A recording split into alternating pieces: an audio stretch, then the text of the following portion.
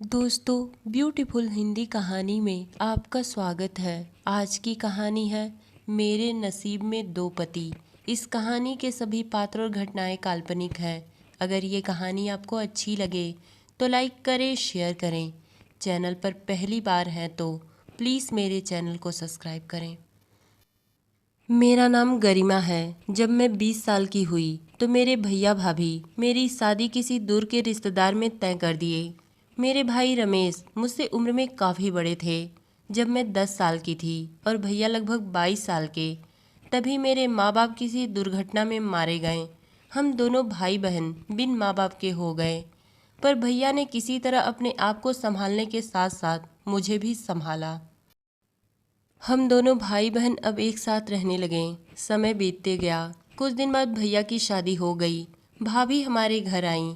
शुरू शुरू में भाभी का व्यवहार मेरे लिए अच्छा था, पर जैसे जैसे समय बीतते गया भाभी के व्यवहार में मेरे लिए परिवर्तन आने लगा। वो मुझसे चिढ़ने लगीं और साथ ही मेरे बाप जैसे भाई को भी मेरे खिलाफ भड़काने लगीं। भैया उनके बहकावे में आकर 20 साल पूरा होते होते मेरी शादी किसी दूर के रिश्तेदार में तय कर दिए। मैं इतनी जल्दी शादी नहीं करना चाहती, आगे पढ़ना चाहती थी, पर भैया के जिद के आगे किसी की नहीं चलती। जब माँ बाप ना हो तो भैया भाभी का ही बात माननी पड़ती है। मैं भी ना चाहते हुए शादी के लिए तैयार हो गई, पर मुझे ये नहीं पता था कि मेरी शादी किससे हो। जब मैंने भैया से पूछा तो भैया ने मुझे डांट कर चुप करा दिया। अगले हफ्ते मेरी शादी थी, पर मुझे ये नहीं बताया गया कि आखिरकार मेरी शादी किस इंसान से हो रही है। मेरी शादी का दिन भी आ गया। मेरी शादी बहुत साधारण तरीके से और घूंघट निकाल कर हुई। मेरी शादी होने तक मुझे ये पता तक नहीं चला कि आखिरकार मेरी शादी किसके साथ हो रही है। शादी होने के बाद जब विदाई का टाइम आया तो मैं बहुत रो रही थी। अपने भैया भाभी के लिए नहीं, बल्कि अपने माँ बाप के लिए, जिन्होंने मुझे जन्म दिया था।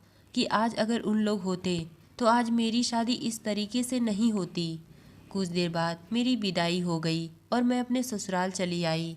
जब मैं ससुराल गई तो मैंने देखा मेरे ससुराल में ज़्यादा लोग नहीं थे, बस एक बूढ़ी औरत थी। ससुराल जाने के बाद वही औरत मुझे एक रूम में लेकर गई और वो मुझे बिठाकर वहाँ से जाने लगी।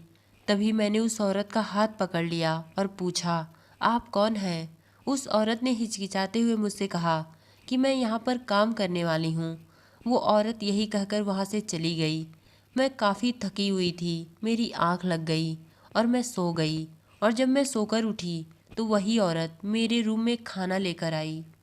वो औरत मुझसे ज़्यादा बात नहीं करना चाहती थी कि मैं उससे कुछ पूछ सकूं। मैंने खाना खाया और मैं बैठी हुई उस शख्स का इंतज़ार करने लगी जिससे मेरी शादी हुई थी। मैं मन ही मन सोचने लगी कि आखिर वो कौन इंसान है जिससे मेरी शादी हुई है। मैं इसी सोच विचार में थी, तभी एक आदमी मेरे रूम में आया।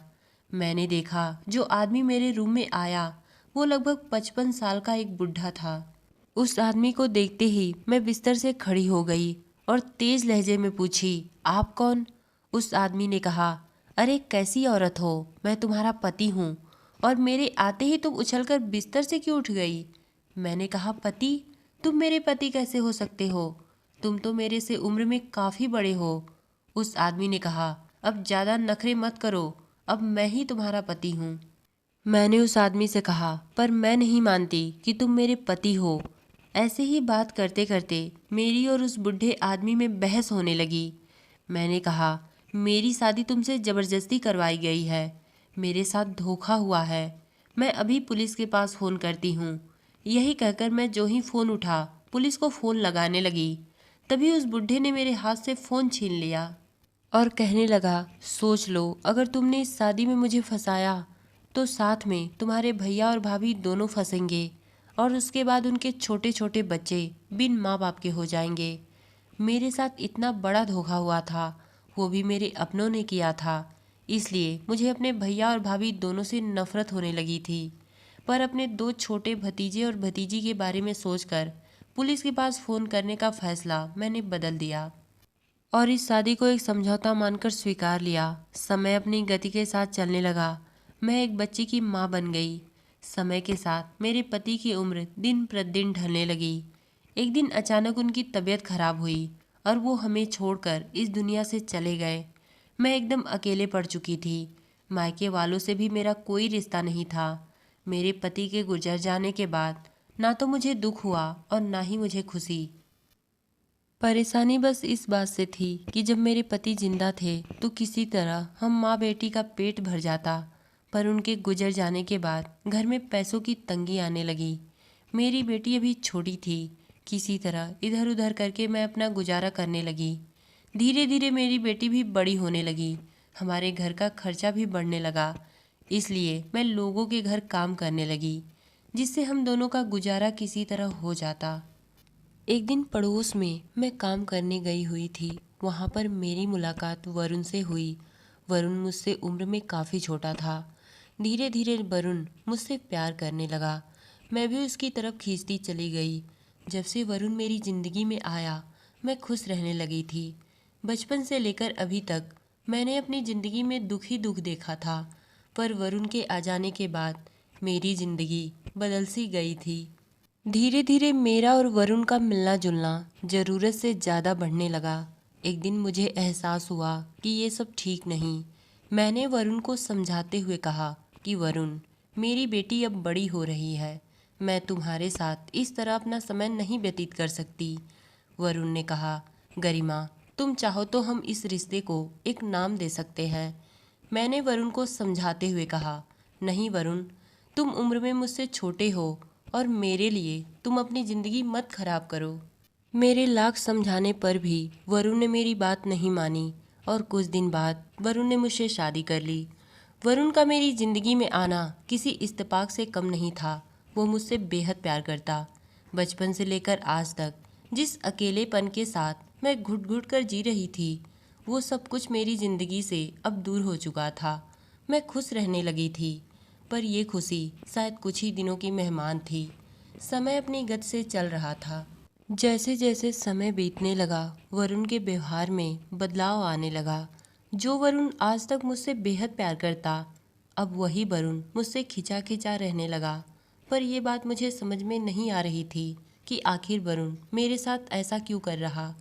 पर एक दिन जो मैंने अपनी आंखों से देखा, उसे देखकर मुझे अपनी आंखों पर विश्वास नहीं हो रहा था। मैं किसी काम से बाहर गई थी। जब वापस घर आई तो मैंने देखा वरुण मेरी बेटी के साथ गलत करने की कोशिश कर रहा था। मेरी बेटी सौम्या वरुण से अपनी ज़िंदगी की भीख मांग रही थी। वो हाथ जोड़ते हुए कह रही थी, मुझे छोड़ दो, मेरे साथ ऐसा मत करो। वो तो कुछ गलत होने से पहले मैं आ गई, वरना वरुण मेरी बेटी के साथ क्या करता, कुछ कहा नहीं जा सकता। ये सब देखते ही मैं दौड़कर अपनी बेटी के पास गई और उसे गले से लगा लिया। मेरे पर्स में कैंची थी। मैंने तुरंत पर्स से कैंची निकाला और वरुण से कहा, चले जाओ मेरे नज़रों के सामने से।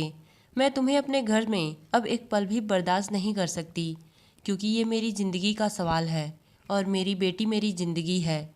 इससे बढ़कर मेरे लिए इस दुनिया में कोई नहीं। नहीं गए तो इसी वक्त मैं तुम्हें मार दूंगी। वरुण डरकर वहाँ से भाग गया। कागजी कार्रवाई करने के कुछ दिन बाद मैंने वरुण से तलाक ले लिया। मैं बचपन से अकेली थी, शादी होने के बाद भी अकेली रही और आज भी अकेली ही हूँ, क्योंकि मुझे जीना है तो सिर्फ अपनी बेटी के लिए, और जी भी रही हूँ। मेरे अपनों ने मेरी ज़िंदगी खराब की, क्योंकि मुझे बाद में पता चला कि मेरे भैया भाभी ने उस 55 साल के बूढ़े आदमी से पैसे लेकर मेरी शादी उससे करवाई थी। तो दोस्तों, ये कहानी आपको कैसी लगी कमेंट में बताइएगा। धन्यवाद।